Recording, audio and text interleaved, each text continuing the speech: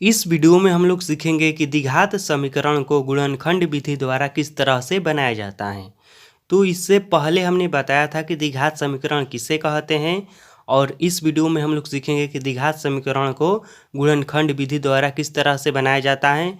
फिर हम अगले वीडियो में सीखेंगे कि द्विघात समीकरण को पूर्ण वर्ग विधि द्वारा किस तरह से बनाया जाता है, इसे किस तरह से सूत्र की सहायता से बनाया जाता है।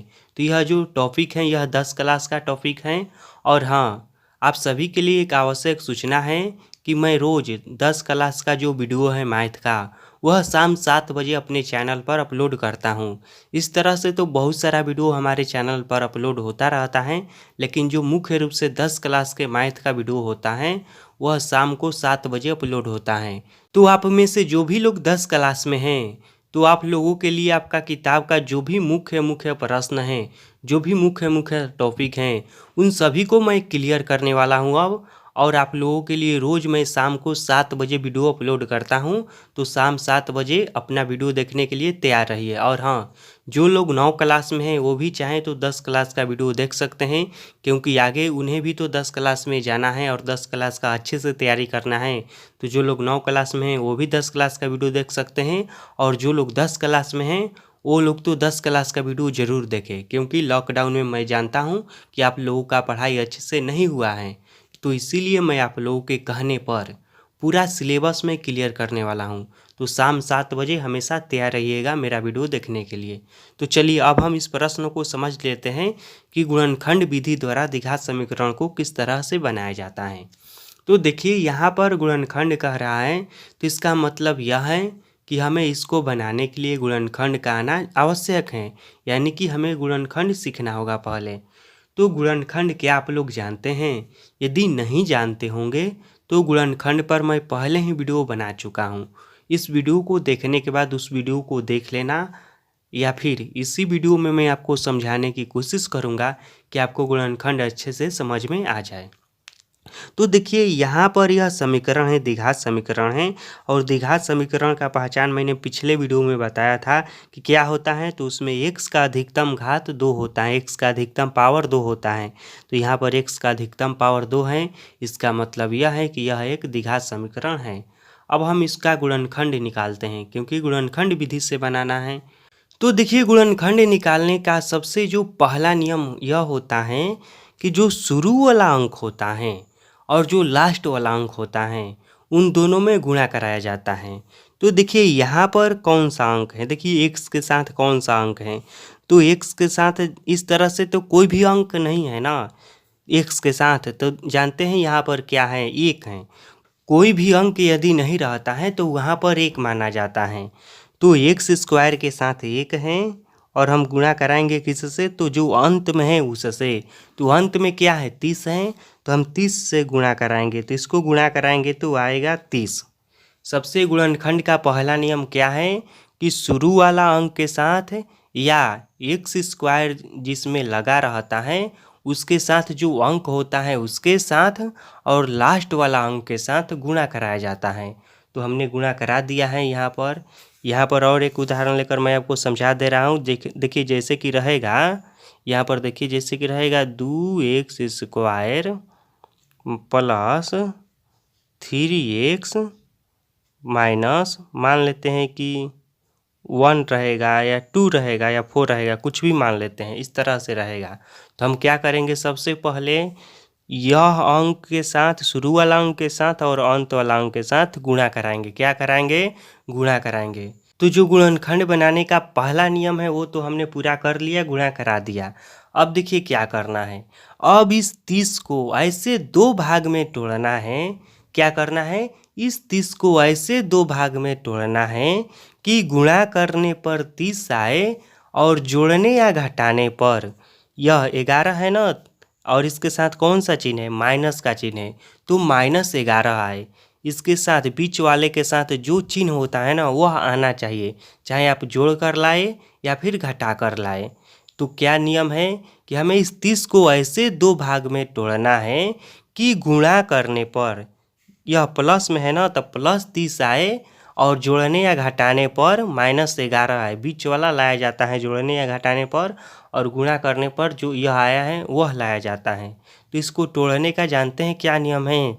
सिंपल सा नियम है कि इसका लघुत्तम निकाल दिया जाता है। तो हम 30 का लघुत्तम निकालेंगे, एलसीएम निकालेंगे।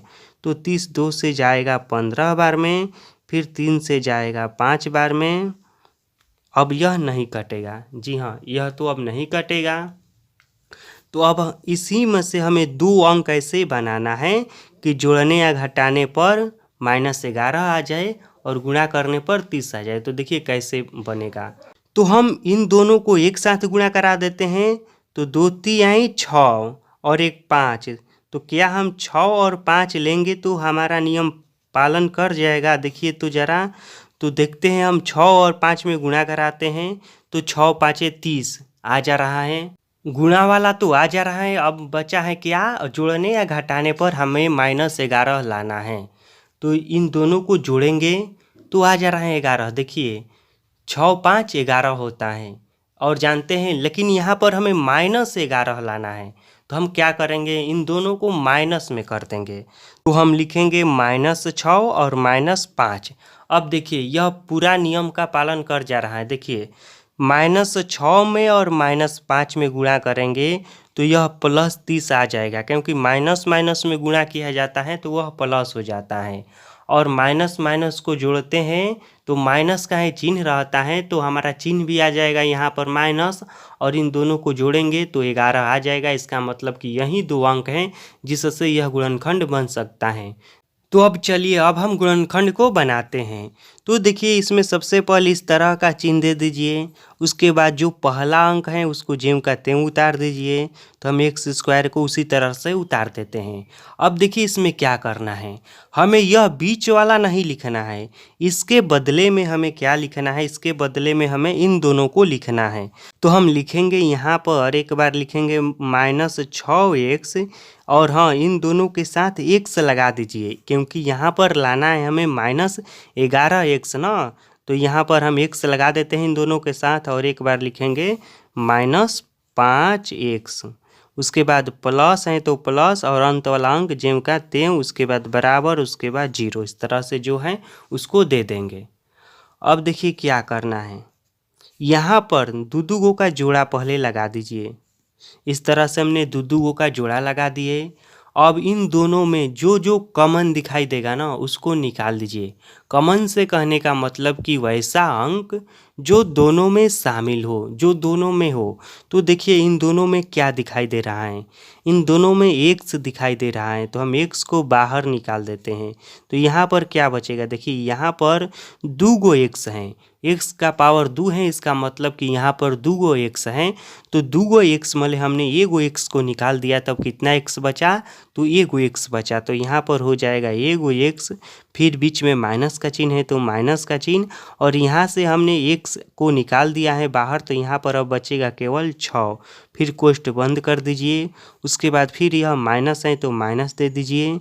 अब इन दोनों में देखिए क्या कॉमन है, तो जानते हैं इन दोनों में क्या कॉमन है? इन दोनों में 5 हैं। जी हाँ, देखिए 30 में भी 5 हैं। जानते हैं क्यों 5 हैं? देखिए 5 के पहाड़ा में 30 हैं, तो इसका मतलब यह है कि 30 में भी 5 छुपा हुआ है।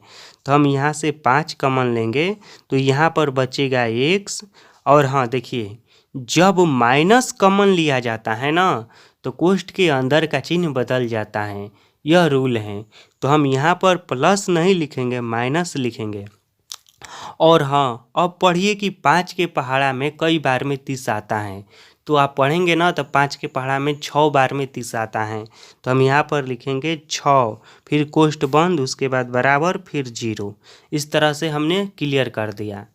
और हाँ देखिए यहाँ पर इनको सॉल्व करेंगे ना आप तो यह आ जाएगा, और इसको सॉल्व करेंगे तो यह आ जाएगा। अब देखिए क्या करना है, यहीं पर हमें मालूम चल जाएगा कि हमारा गुणनखंड जो है वह सही बना है कि गलत बना है। जानते हैं कैसे? देखिए यहाँ पर जो आया है ना, यहीं यहाँ पर भी आना चाहिए। क्या? तो यहाँ पर और यहाँ पर दोनों सेम आना चाहिए, सेम अंक आना चाहिए। यदि एक ही अंक आया है तो गुणनखंड सही है, यदि नहीं आया है कोष्ठक के अंदर दोनों जगह पर एक ही, तो समझ लीजिए यहीं पर कि गुणनखंड गलती बना है। तो देखिए हमारा कोष्टक के अंदर दोनों जगह पर एक ही अंक आया है, x माइनस 6 यहाँ पर भी है और यहाँ पर भी है x माइनस 6। इसका मतलब कि गुणनखंड बिल्कुल ही सही बना है। अब जानते हैं क्या करना है। देखिए यह दो बाहर अंक हैं, तो इन दोनों को भी आप कोष्ट में कर दीजिए। तो x माइनस 6 इन दोनों को हम इस तरह से कोष्ट में कर देते हैं। यहाँ पर 6 नहीं है, 5 है ना, तो x माइनस 5, गलती से 6 लिखा गया है।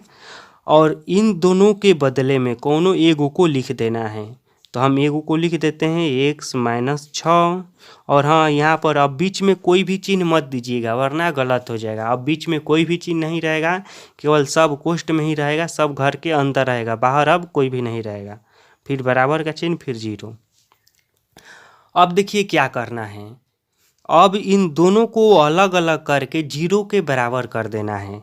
तो हम क्या करेंगे, एक बार लिखेंगे x माइनस 5 बराबर 0 और फिर एक बार लिखेंगे x माइनस 6 बराबर 0। इस तरह से कर देना है, दोनों को अलग अलग करके 0 के बराबर कर देना है। अब यहाँ पर हमें x का मान निकालना है, तो x का मान निकालने के लिए हम क्या करेंगे, x को इधर ही रहने देंगे और यह 5 है ना, तो उसको बराबर के उस पार भेज देंगे तो x का मान निकल जाएगा। तो हम बराबर दे देते हैं और 5 को इस पार भेज देते हैं। और हाँ देखिए यहाँ पर यह माइनस है ना, तो उस पर जाएगा तो प्लस हो जाएगा। तो x का एक मान आ गया +5 और यहाँ पर भी x का मान निकलेगा। तो यहाँ पर भी हम x को इधर ही रहने देते हैं और 6 को उस पार भेजते हैं, तो यह भी बराबर के इस पर आएगा तो हो जाएगा +6। यह माइनस का चिन्ह गायब हो जाएगा। तो x का मान 2 निकल गया, एगो आया 5 और एगो आया 6। इसी तरह से द्विघात समीकरण को गुणनखंड विधि द्वारा बनाया जाता है। और हाँ, और 1-2 वीडियो में द्विघात समीकरण खत्म हो जाएगा। तो इसके बाद आप 10 क्लास के कौन सा टॉपिक पढ़ना चाहते हैं, यह कमेंट करके हमें ज़रूर बताइएगा।